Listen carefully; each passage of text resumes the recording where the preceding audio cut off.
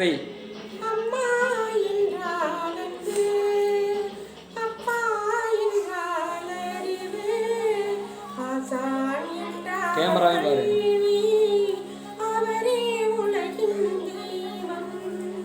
அம்மா என்றால் அன்பு, அப்பா என்றால் அறிவு, ஆசான் நல்லா சிரிச்சுக்கிட்டு